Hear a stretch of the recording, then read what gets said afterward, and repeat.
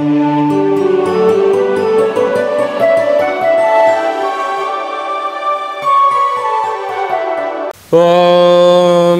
నమః శివాయ. ఓం నమో నారాయణాయ. నరదృష్టి నివారణ కాల భైరవాయ నమో నమః. ప్రణో దేవి సరస్వతి వాజేభిర్వాజినీవతి ధీనామవిత్రియతు మహాసరస్వత్యై నమః. హరి ఓం. మా ఛానల్కి స్వాగతం. చూస్తున్న వీక్షకులకు ప్రేక్షకులకు ప్రియ కాల భైరవ భగవద్బంధులకి స్వాగతం పలుకుతూ మమ్మల్ని ఎంతగానో ఆదరిస్తూ ఉండబడినటువంటి ప్రియ సోదర సోదరీమణులకు జ్యోతిష్ అభిమానులకు హిందూ ధర్మ సంరక్షకులందరికీ కూడా మాఘమాస శుద్ధ పంచమి వసంత పంచమి మహాసరస్వతి అమ్మవారికి ఆశీస్సులు శుభాకాంక్షలు. 1-2-2025 నుండి 28-2-2025 వరకు పుట్టినటువంటి వారందరికీ కూడా ముందస్తుగా జన్మదిన శుభాకాంక్షలు. గతంలో వివాహం చేసుకున్న వారికి వివాహ వార్షికోత్సవ శుభాకాంక్షలు. ద్వాదశ రాశుల్లో గ్రహ గమనాన్ని ఒకసారి వీక్షింపచేద్దాం.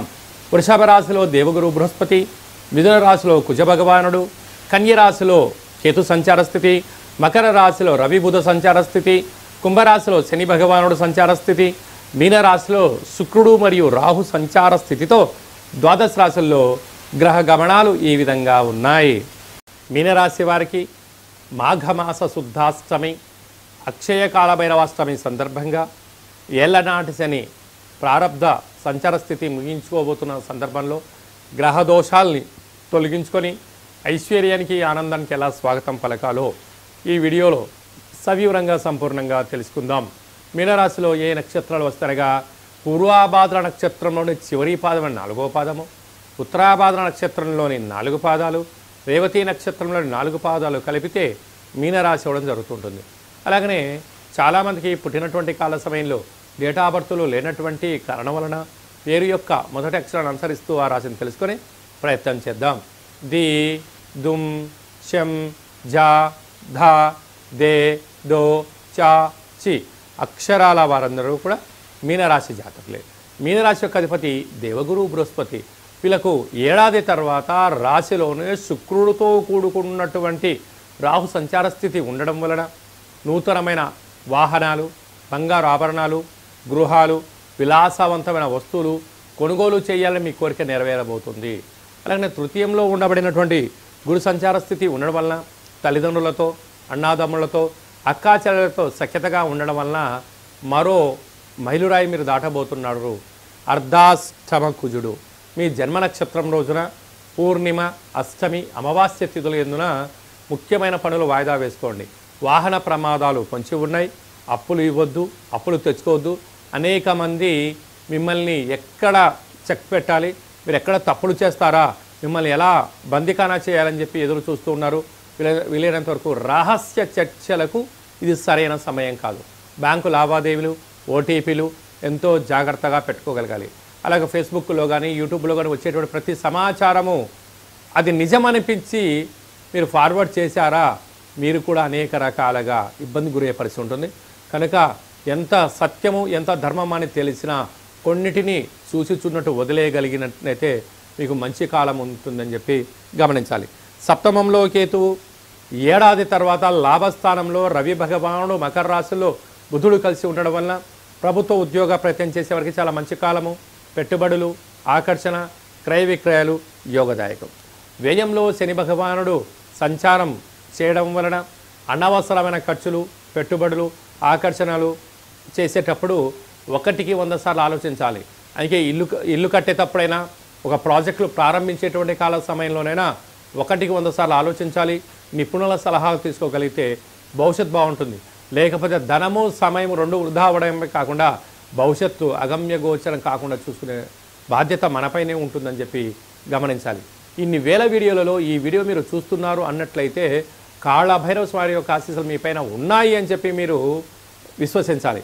అలాగనే కాళభైరవ స్వామి స్మరణ, ధ్యానము, కూష్మాండ దీపము, అలాగనే స్వామివారి యొక్క అష్టకాన్ని వినడం వలన ఆయన మన ఇంటికి వచ్చి మనల్ని కాపాడుతూ అడ్డంకుల్ని తొలగించుకొని ఐశ్వర్యానికి ఆనందానికి స్వాగతం పలికేటువంటి మనోధైర్యాన్ని ప్రసాదిస్తాడని చెప్పి గుర్తుపెట్టుకోగలగాలి.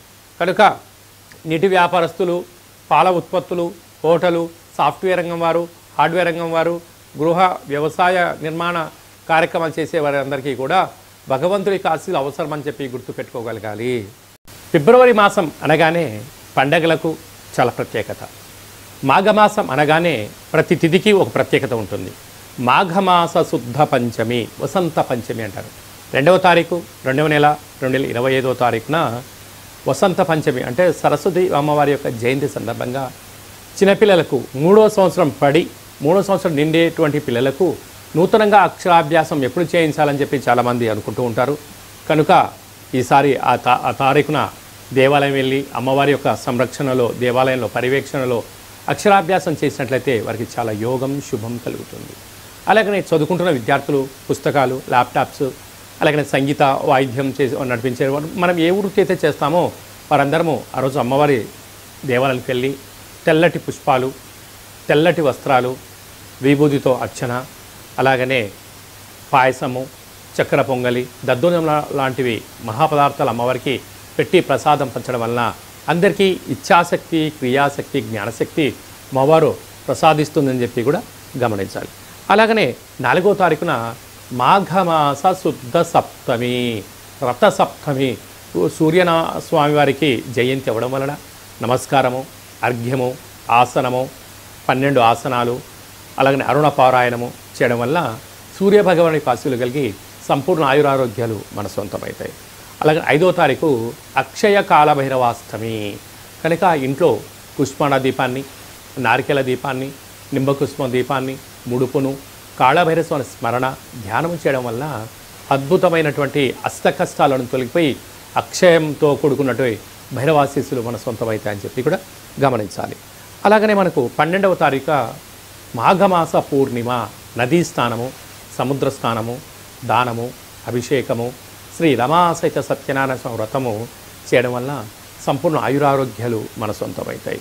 21వ తారీఖున మాఘమాస బహుళాష్టమి, అక్షయ కాలభైరవాష్టమి సందర్భంగా స్వామిని స్మరణ, ధ్యానము యోగదాయకంగా భావించగలగాలి. అలాగే మనకి 26వ తారీఖున మహాశివరాత్రి పండగ అంటే జన్మకో శివరాత్రి, జీవితానికి ఒక శక్తి అంటూ ఉంటారు. కనుక ఫిబ్రవరి 26వ తారీఖున శ్రీ మహాశివరాత్రి సందర్భంగా మనమందరికీ స్వామిని స్మరిద్దాం, ధ్యానిద్దాం, అభిషేకం చేద్దాం, అష్ట కష్టాలకి స్వస్తి పలుకుదాం, ఐశ్వర్యాన్ని స్వాగతం పలుకుదాం. అలాగే 27వ తారీఖున మాఘమాస బహుళపక్ష అమావాస్య అంటే మాఘమాసంలో వచ్చేటువంటి అమావాస్య చాలా మహిమాన్వితమైన అమావాస్య. కనుక కాళభైరవ స్వామిని పూజ చేసి స్మరణ చేసి ఆ అష్టోత్తర పారాయణం చేయడం వలన మనకు విపరీతమైన అష్ట కష్టాలను పులిస్టా పెట్టి ఐశ్వర్యం మన సొంతం అవుతుందని చెప్పి గమనించాలి. అలా కుదరలేదు అనుకుంటున్న వారందరికీ, శివుడికి రుద్రాభిషేకం చేయించుకోవాలి అనుకుంటున్న వారందరికీ కూడా ఈ కింది నెంబర్ సంప్రదించినట్లయితే మీకు కాళభైరవ స్వామి పూజ, సరస్వతీమాత పూజ, సూర్య నమస్కారాలు, హోమ కార్యక్రమాలు చేయించి మీకు వీడియో కాల్ ద్వారా చూపించడం జరుగుతుందని చెప్పి కూడా గమనించగలగాలి. అలాగనే ఈ యొక్క పాత్ర కంచు పాత్ర అంటారు. అంటే ఈ యొక్క పాత్ర ద్వారా ఇంట్లో మనము ఉదయం సాయంత్రం పూజ చేసిన తదనంతరము ఇలా ఒకసారి శబ్దం చేసినట్లయితే ఓంకార శబ్దం రావడం జరుగుతూ ఉంటుంది.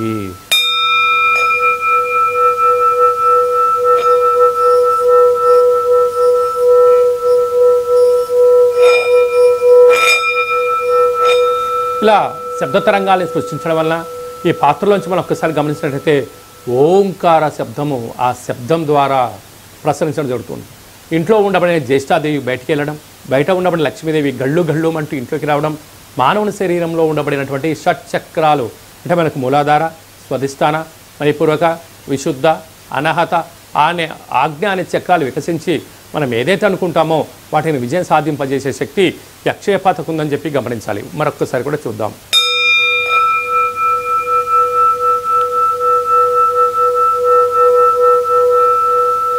కనుక ఈ అక్షయ పాత్రతో పాటు కాళభైరవ స్వామి యొక్క పిరమిడు, డాలరు, కంకణము, మీకు 20 రకాల వస్తువులతో దిష్టి తీయించడము, అలాగనే మీకోసం ప్రత్యేకంగా కాళభైరవ హోమం చేయించి వీడియో కాల్ ద్వారా చూపించి మీకు ఈ అక్షయ పాత్రను మీకు కొరియర్ ద్వారా అందజేయడం జరుగుతుందని చెప్పి కూడా గమనించాలి.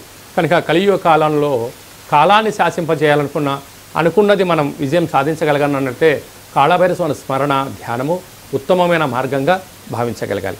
అలాగే మీ వ్యక్తిగత జాతకం తెలుసుకోవాలనుకుంటున్నారా? మీ యొక్క పుట్టినటువంటి కాల సమయంలో తేదీ, నెల, సంవత్సరం, సమయం, మీ పేరు రాసి పంపించినట్లయితే 100 సంవత్సరాల జాతకాన్ని రాసి పంపించి మీరు పుట్టినప్పుడు గ్రహ గమనాలు ఎలా ఉన్నాయి, ప్రస్తుతం ఎలా ఉంటున్నాయి, రాబోయే కాలంలో ఎలా ఉండబోతున్నాయో సవివరంగా సంపూర్ణంగా తెలియజేయడం జరుగుతుంది అని చెప్పి గమనించాలి. చాలామందికి పుట్టినటువంటి కాల సమయంలో డేటా బర్తులు లేనటువంటి వారికి మీ పేరు యొక్క మొదటి అక్షరాన్ని అనుసరిస్తూ రాశిని స్థితిగతులను తెలియచేస్తూ రమణ శాస్త్రం ద్వారా అనగా కాళభైరవ ఉపాసన చేత గవ్వల ద్వారా భూత భవిష్యత్ వర్తమానాన్ని తెలియజేయడం జరుగుతుందని చెప్పి కూడా గమనించగలగాలి. కనుక జాతకాన్ని తెలుసుకుందాం, జీవితంలో రాబోయే ఆపదలను నివారిద్దాం, ఐశ్వర్యానికి స్వాగతం పలుకుతాం.